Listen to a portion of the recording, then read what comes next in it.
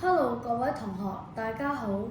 你有冇試過做個功課做到好攰，或者打機打得太耐唔記得休息？今日我想同大家分享我一個設計嘅智能友伴。佢係一個好聰明嘅小儀器，用咗人工智能同面部辨識技術。當我對住個鏡頭嗰陣，佢就會變成我嘅健康小天使。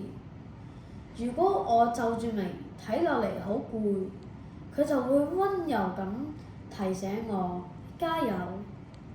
如果我笑，佢就會鼓勵我，笑容好燦爛，保持住。佢嘅任務係用科技靜靜雞咁樣幫我哋養好一個好習慣，提我哋飲水、放鬆，用一個微笑去提升心情。我覺得技術唔單止用嚟娛樂，更可以關心我哋嘅身心健康。我希望呢個小發明可以令大家知道，科技都可以好有愛心、好溫柔。我哋一齊創造更健康、更快樂嘅生活啦！